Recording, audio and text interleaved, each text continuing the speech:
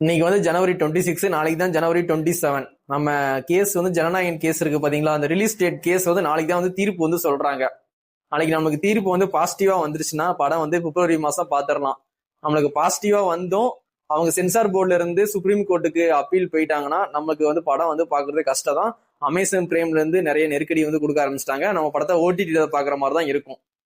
ஒருவேளை நமக்கு பாசிட்டிவா வந்து அவங்க எதுவும் பிரச்சனை பண்ணாம இருந்தா, சென்சார் போர்டு வந்து அப்படியே ஆஃப் ஆயிட்டாங்கன்னா நம்ம படத்தை தியேட்டர்ல பார்க்கலாம்.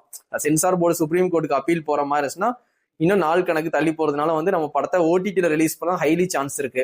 அதனால நம்ம ஜனநாயகன் டீம் என்ன பண்றாங்கன்னா ஒரு ட்ரெய்லர் வந்து ரெடி பண்ணிட்டு இருக்காங்க. அவங்க எந்தெந்த சீன்லாம் வந்து கட் பண்ண சொன்னாங்க சென்சார்ல, அந்தந்த சீன்லாம் வச்சு ஒரு ட்ரெய்லர் வந்து ரெடி பண்றாங்க.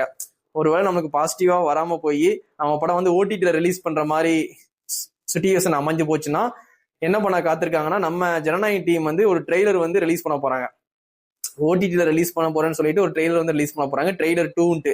அதுல வந்து இவங்க எதெல்லாம் கட் பண்ண சொன்னாங்க, இதெல்லாம் அண்ணா அரசியல் வார்த்தையை யூஸ் பண்ணிருக்காங்கன்னு சொல்லி கட் பண்ண சொன்னாங்க, அந்த வார்த்தையெல்லாம் போட்டு ஒரு ட்ரெய்லர் வந்து பதிலடி கொடுக்குற மாதிரி ஒரு ட்ரெய்லர் வந்து ரெடி பண்ணிட்டு இருக்காங்க. அதனால வந்து அமேசான் பிரைம்ல ரிலீஸ் பண்ணா நம்ம எல்லா சீனுமே பாத்திரலாம், எந்த சீனுமே கட் ஆகாது. எனக்கு தெரிஞ்சு அமேசான் பிரைம்ல ரிலீஸ் ஆனா நம்ம ஃபுல் சீனும் பாத்திரலாம்.